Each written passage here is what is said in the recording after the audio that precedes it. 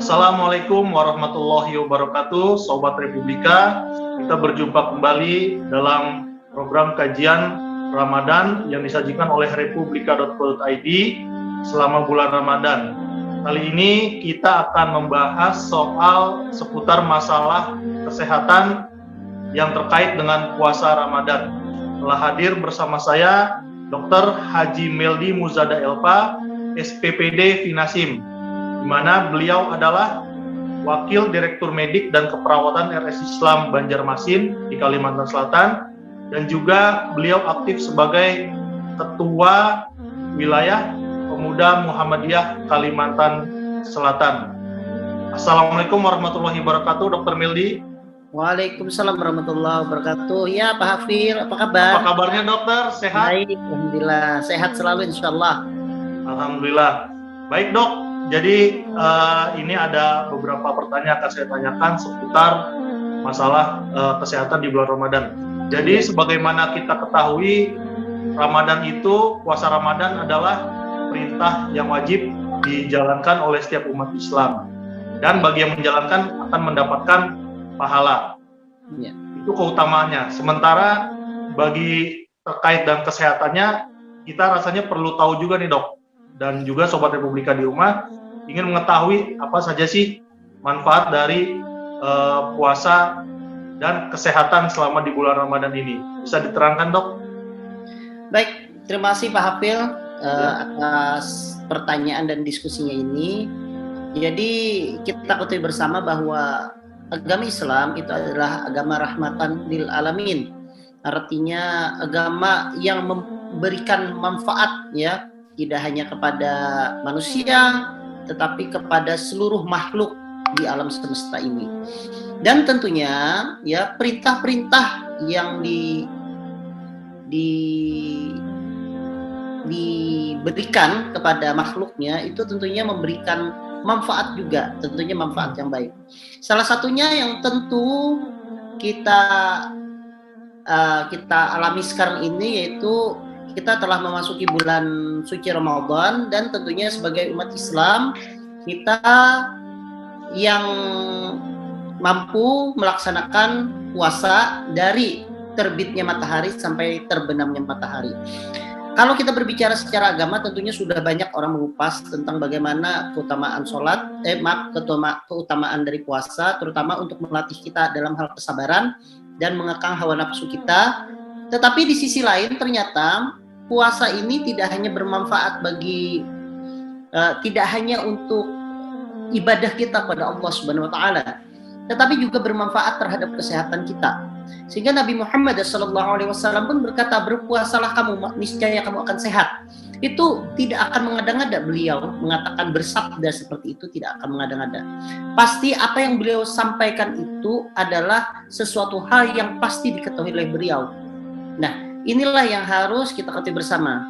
Ternyata, ya, manfaat puasa itu tentunya sudah banyak yang membuktikan, banyak segudang dari penelitian-penelitian bagaimana, ya, yang namanya puasa itu ternyata bermanfaat bagi kesehatan. Dalam orang Barat menyebutnya dengan kata fasting, ya, berpuasa itu. Jadi banyak sekali jurnal-jurnal yang kita baca bahwa puasa itu memperbaiki metabolisme yang ada di dalam tubuh kita. Kenapa memperbaiki metabolisme? Seiring 11 bulan perjalanan kita tanpa berpuasa, anggaplah hanya berpuasa sunnah saja, itu ternyata pencernaan kita itu tidak diberikan waktu atau kesempatan untuk beristirahat, sehingga maintenance atau rehabilitasi ataupun perbaikan sel-sel mungkin yang tidak bagus itu tidak berjalan dengan lancar. Nah, pada saat puasa inilah kita berikan kesempatan kepada saluran cerna kita, ya, mulai dari mulut, kerongkongan, lambung, usus kecil, usus besar sampai anus, itu melakukan perbaikan sel, ya, perbaikan diri sendiri. Jadi sel tubuh kita itu pinter, mereka bisa memperbaiki diri sendiri mereka, tentunya dengan adanya kode-kode genetik, ya. Nah, tentunya dalam berpuasa itu memberikan kesempatan mereka untuk meregenerasi sel untuk menjadi lebih baik. Sehingga ya banyak orang-orang yang terkena mah, ya takut berpuasa mah. Salah yang berpikir seperti itu. Karena dengan berpuasa justru perbaikan dari sel-sel yang mungkin sudah rusak ya karena serangan dari asam lambungnya itu menjadi lebih baik dalam berpuasa tersebut. Belum lagi kalau kita berbicara tentang masalah timbunan lemak yang dipecah pada saat kita berpuasa dan sebagainya, tentu banyak sekali dan tidak akan cukup dalam tempo waktu hanya 20 menit seperti ini kita membahas tentang masalah bagaimana kesehatan berpuasa tersebut. Jadi regenerasi organ-organ tubuh kita ini itu membuat tubuh kita sehat ya dok ya? Iya tentu saja. Sebagai contoh orang-orang yang punya penyakit MAH ya, penyakit MAH itu kalau sindromnya di ilmu penyakit dalam itu disebut dengan sindroma dispepsia. Artinya adalah kumpulan gejala seperti mual, nyeri ulu hati, perut terasa begah atau kembung, kemudian terasa tidak enak di ulu hati. Ya, kumpulan itu disebut dengan sindrom dispepsia. Penyebabnya banyak. Salah satunya penyebabnya itu adalah karena dinding ya mukosa dari lambung itu menipis. Kenapa dia menipis? Penyebabnya itu karena adanya serangan asam lambung yang seharusnya dia digunakan untuk mencerna makanan, tetapi makanannya itu kurang sehingga asam lambungnya itu menyerang dinding sehingga terjadi luka. Kalau itu tidak diistirahatkan, maka regenerasinya akan terganggu. Caranya bagaimana caranya mengistirahatkan? Jangan dulu dikasih makanan dalam beberapa jam, ya. Terus ada yang bertanya, loh, nanti kalau saya berpuasa kosong makanan, asam lambungnya malah menyerang dinding lambung tersebut. Nah, inilah makanya dalam berpuasa itu ya ada yang namanya niat. Inilah luar biasanya ya. Allah telah menciptakan tubuh kita. Begitu kita niat ya, malam kita berniat sahajaku berpuasa besok hari. Ya. Kemudian kita bangun sahur, makan sahur. Itu secara otomatis sebenarnya ya sistem di dalam sistem saraf pusat kita di otak itu sudah mengeluarkan suatu instruksi kepada organ-organ yang terkait. Hai lambung istilahnya ya, dia ini mau berpuasa besok, maka hentikan dulu pengeluaran asam lambung yang berlebih. Nah itu luar biasa. Itu makanya pemikiran diri kita itu dengan niat itu sudah menjadikan kita itu sebenarnya sudah menjadi lebih sehat. Bayangkan, ya. Jadi cukup kita sudah berniat saja, kita sebenarnya sudah terprediksi bahwa besok karena puasa asam lambung tidak akan banyak mengeluarkan dinding lambung tidak akan banyak mengeluarkan asam lambung. Kalau dia tidak banyak mengeluarkan asam lambung, tentunya tidak ada iritasi nanti pada dinding lambung, maka kesempatanlah dari epitel pada dinding lambung untuk memperbaiki sel-selnya tersebut ya, terutama kalau di lambung itu ada namanya sel parietal ya, untuk membentuk pelindung lambung lagi dan sebagainya sehingga orang menjadi lebih sehat. Jadi asal tidak ada kontraindikasi ya, jangan sama rata juga. Misalnya orangnya lagi muntah darah gara-gara mah disuruh puasa ya enggak, ya itu akan berlawanan dengan ilmu kesehatan. Tetapi bagi orang yang punya keluhan mah tetapi ya tidak berat, justru dalam berpuasa ya saya sarankan berpuasa justru akan memperbaiki keluhannya tersebut. Begitu Pak Hafil. Baik dok, ini sekarang sudah 1 tahun terakhir ini booming kata-kata sistem kekebalan tubuh. Apakah dengan puasa ini juga sudah otomatis meningkatkan sistem kekebalan tubuh dok? Atau justru malah sebaliknya dok? Ini ada pertanyaan juga. Iya, jadi bukannya secara otomatis ya, ada beberapa penelitian, salah satunya juga dari guru saya ya, spesialis bedah saraf yang melakukan penelitian antara orang berpuasa dengan adanya peningkatan sistem imun ya. Sistem imun itu terutama dia yang meningkatkan kekebalan daya tahan tubuh kita. Ternyata memang ya dengan berpuasa itu ya menyebabkan ya tubuh kita menjadi lebih tenang, lebih rileks ya.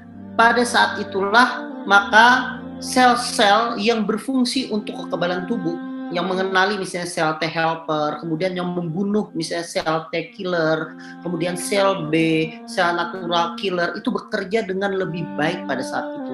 Ketika dia bekerja dengan lebih baik, tentunya daya tahan tubuh kita menjadi lebih baik ya. Tapi ya berpuasa dengan baik berpuasa sesuai dengan yang diajarkan oleh Rasulullah SAW. Bagaimana berpuasa yang diajarkan oleh Rasulullah SAW? Ya, tentunya pada saat kita mau berpuasa kita harus sahur. Sahur itu penting, ya, karena sahur itulah sumber tenaga kita yang nantinya dia yang akan menyebabkan cadangan energi kita pada saat berpuasa. Kemudian yang kedua, ya, tetap beraktivitas. Itu penting. Kenapa tetap beraktivitas? Banyak orang salah sangka dengan berpuasa lemes, nggak mau beraktivitas. Salah. Justru semakin kita tidak mau beraktivitas pada saat berpuasa, justru kita akan semakin lemes. Kenapa seperti itu? Pada saat kita beraktivitas, maka karbohidrat itu akan semakin banyak dipecah oleh sel kita. Dalam hal ini adalah mitokondria. Mitokondria itu akan memecah karbohidrat menjadi ATP. ATP itu yang digunakan kita untuk beraktivitas. Justru pada saat kita tidak beraktivitas, maka karbohidrat atau karbohidrat itu tidak dipecah oleh mitokondria sehingga badan terasa menjadi lebih lemas. Jadi walaupun kita berpuasa, tetap beraktivitas seperti biasa. Tetapi diperhatikan, ya, jangan sampai aktivitas kita itu menyebabkan kita dehidrasi. Misalnya kita punya pekerjaan di luar kantor, di mana harinya panas, ya tentunya sediakan payung, pakai topi dan sebagainya. Seperti itu. Yang kedua, kemudian yang ketiga yang dicontohkan Rasulullah SAW, segera berbuka. Segera berbuka, kemudian setelah segera berbuka, minumlah dulu yang mengandung karbohidrat simple. Simple itu artinya yang bisa dipakai tenaganya tersebut. Jangan langsung karbohidrat yang kompleks. Misalnya yang simple seperti sirup, ya, kemudian gula, ya, kemudian mungkin yang manis, misalnya seperti kurma, ya, itu kan cadangan energi. Nah, itu ternyata kalau memakan seperti itu, tidak langsung makan nasi, itu ternyata berfungsi untuk supaya lambung kita itu beradaptasi dulu dengan buka puasa tersebut, dan kita juga tidak menjadi kelelahan, karena begitu makan besar kelelahan, ngantuk, malah itu tidak bagus. Jadi makan dulu yang sederhana, sholat maghrib, baru makan yang besar. Kalau itu dijalankan, insya Allah daya tahan tubuh kita akan naik. Ya, ada penelitiannya tersebut. Tentunya tidak mungkin saya jelaskan di sini ya penelitiannya tersebut. Baik dok, soal puasa yang dicontohkan oleh Rasulullah SAW, ini memang itu menjadi teladan bagi kita. Tapi apakah semua yang dikonsumsi oleh Rasulullah itu ketika sahur maupun berbuka itu semuanya harus kita ikuti dok? Atau memang itu hanya perumpamaan saja? Misalnya Nabi memakan kurma itu kan misalnya gula, nah kita bisa dengan buah lainnya atau gimana dok?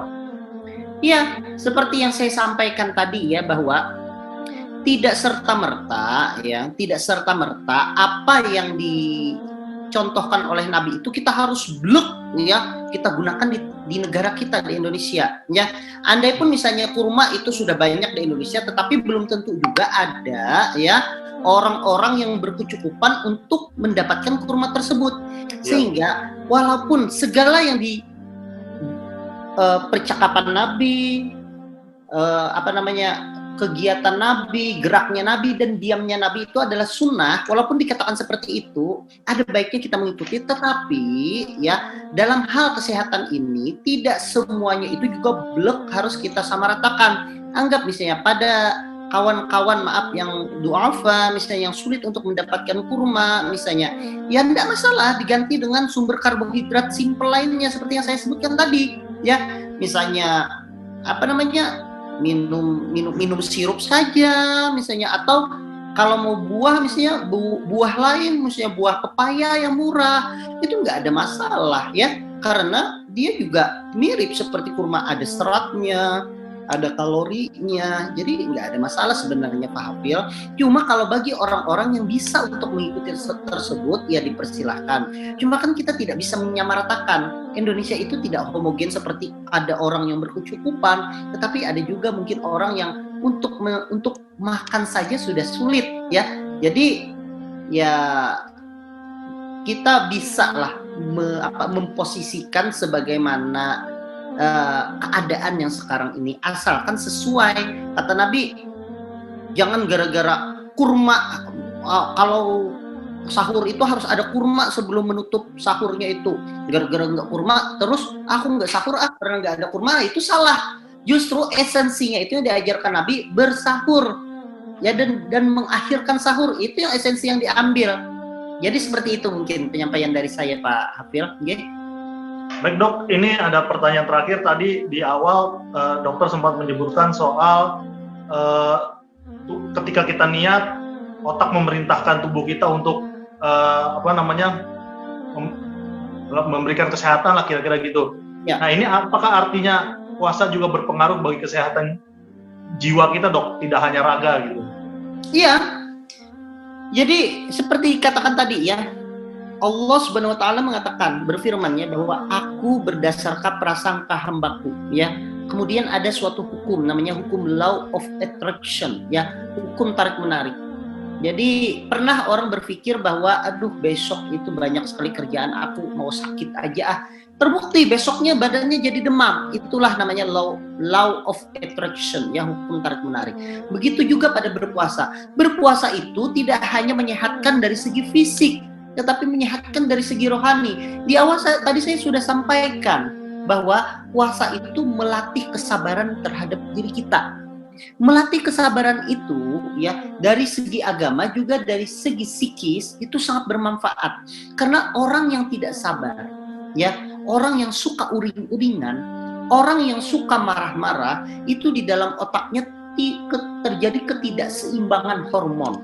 Ya, ketidakseimbangan hormon, di mana hormon itu nanti yang mengeluarkan epinefrin, hormon itu nanti yang mengeluarkan serotonin ya. Nah, ketika dia tidak seimbang ya, tentunya ya akan muncul syahwa sangka, perasaan marah, perasaan curiga. Itu tidak baik dalam segi kesehatan jasmani. Tetapi dalam berpuasa hati menjadi tenang, hormon-hormon yang dikeluarkan di otak tadi seperti serotonin, kemudian seperti epinefrin, kemudian ada lagi dopamin, itu menjadi lebih baik, maka orang akan menjadi lebih tenang. Tentunya kita berharap orang yang dulunya pemarah dengan berpuasa dia bisa melatih dirinya menjadi lebih tenang. Orang yang dulu selalu gelisah dengan berpuasa, akhirnya setelah selesai berpuasa, puasanya diterima, dia menjadi lebih bersabar lagi. Seperti itu. Baik Sobat Republika, demikian diskusi saya dengan Dr. Meldi. Mudah-mudahan memberikan manfaat bagi kita semua. Dan untuk Dr. Meldi, terima kasih banyak telah membagi-bagikan ilmunya kepada saya dan juga Sobat Republika semua. Terima kasih, kita berjumpa lagi di kesempatan yang lainnya. Assalamualaikum warahmatullahi wabarakatuh. Waalaikumsalam warahmatullahi wabarakatuh.